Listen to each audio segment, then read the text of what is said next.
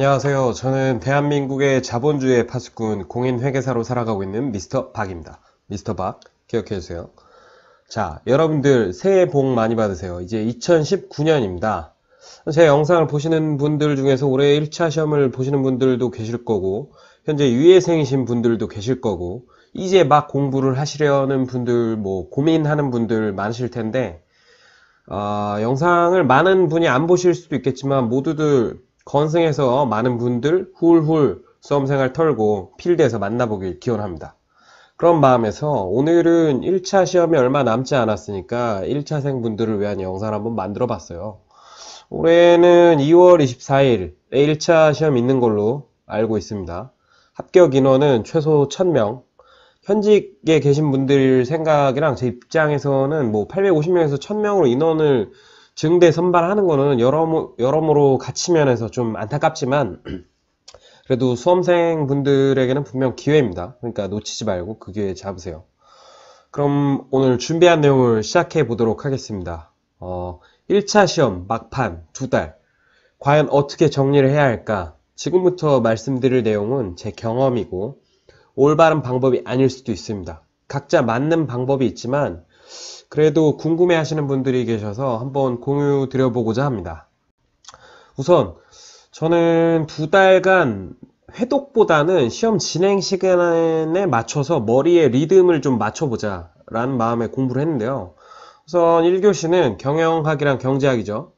아침에 그래서 경영학과 경제학 공부를 하고 애매한 점심시간에 상법과 세법, 저는 상법을 세법보다 먼저 공부했어요. 점심 먹기 전에. 왜냐하면 계산기를 두들기면서 공부할 수 있는 세법과 달리 상법 좀 졸리니까. 그리고 점심 먹고 세법 공부하다가 30분 자고 또 일어나서 공부하고 오후에는 회계학을 공부했습니다. 맞습니다. 저는 전 과목을 하루에 돌렸어요. 시간 좀 쪼개서 잘게.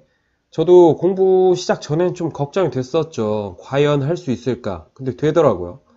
전 과목이라고 해서 전 범위가 아니니까, 그리고 또 1차 시험을 준비를 쭉 해오던 중이었기 때문에 어느 정도 속도가 붙기 시작할 때라서 범위를 너무 조금 보지 않나? 이런 걱정은 덜 해도 되지 않나 싶습니다. 그리고 과목별로 며칠에 1회독 할 수 있겠다를 고민하고 결정해서 스스로가 좀 타이트하게 공부할 수 있게 만들었던 것 같아요. 그리고 저녁 시간에는 스스로 부족하다 생각되는 과목을 번갈아 가면서 투입했습니다. 왜냐하면 이게 시험 시간에 맞춰서 공부를 한다고 했으니까 시험은 저녁 먹기 전에 끝나고 그럼 저녁 시간은 비잖아요. 그때 부족한 과목을 좀 더 했어요. 한 과목 말고 이제 과목은 돌아가면서 했고요. 오답노트 정리랑 오답노트 암기도 이때 했습니다. 그리고 이렇게 저는 시간 관리를 했고요. 공부 시간은 아침 8시 반부터 저녁 11시에서 11시 반까지 했던 것 같아요. 이때도 산책은 매일 해서 체력 관리에 힘을 썼습니다. 그리고 또 수험생분들 질문이 많이 있었던 부분 중에 하나가 전범위를 가져갔나? 아니에요. 저는 제낄 부분은 제꼈습니다. 예를 들어서 저는 경제학에서 국제경제 일부는 제꼈고 세법에서 법인세랑 헷갈릴 수 있는 소득세 기부분 부분도 제꼈어요. 그리고 상증세도 제꼈고 그래서 제낀 건 3번으로 찍었고 국기법은 했습니다. 짜투리 시간에 워크북으로 정우승 선생님 거. 제 생각에는 그래요. 사람마다 준비한 양이 있으니까 어차피 P 곱하기 Q가 한계가 있을 거예요. 그런데 P가 수험범위고 Q가 정확도라고 하면 P를 조금 줄여가지고 Q를 좀 늘리는 방법이 낫지 않나 싶습니다. 어차피 100점 못 맞으니까 90점을 목표로 한다 칩시다. 근데 10 곱하기 9보다는 9 곱하기 10이 낫지 않나 싶은 거죠. 수험생들 심리가 근데 그래요. 범위를 좀 늘려가고 싶고 이거 제끼면 안 될 것 같고 그래서 10 곱하기 10을 바라지만 현실적으로 그게 안 되는 거 아시잖아요. 9 곱하기 10을 바라고 노력을 해서 결과를 9 곱하기 9로 붙자고요. 어차피 정확도도 10은 안 되니까. 그래서 이 시험은 만점이나 수석이 될 필요는 없는 시험이에요. 그냥 붙기만 하면 됩니다. 합격만 하면 돼요. 합격만 하면 되는데 굳이 맞추지도 못할 것 같은 범위에 시간을 투자해서 확실히 맞출 수 있는 범위에 시간 투자 못 해가지고 일을 만들지 말자 그러는 거예요. 확실한데 시간 투자를 하는 게 바로 효율적인 겁니다. 회계사가 되어서도 감사는 효과성이 중요한데 효율성도 되게 중요하거든요. 그래서 중간감사를 통해서 회사의 내부 통제가 효과적으로 이루어지고 있으면 기말감사 시 효율적으로 범위를 줄일 수 있는 거죠. 그래서 회계감사도 증빙을 전수로 확인하지는 않습니다. 효율적으로 샘플링을 하는 거죠. 그래서 수험생 여러분들도 9 곱하기 9 갑시다.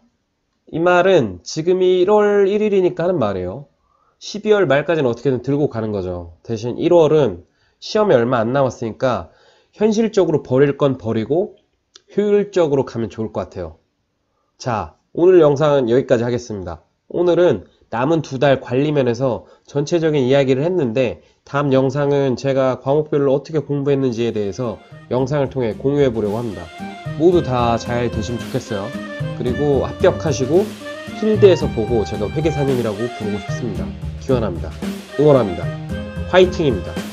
모두 공부하시고 공부 다 마치고 집에 돌아가는 길에 이 영상 보시면 좋겠어요. 공부할 때는 공부만 합시다. 절실해지세요. 그럼 다음 영상에서 뵐게요. 그런데 제가 내일 중국으로 출장을 가거든요. 중국에서 와이파이가 원활하게 터지면 실시간 스트리밍을 한번 해볼까 합니다. 저녁 시간에. 그냥 말씀드릴게요. 그러면 마치겠습니다. 모두들 안녕.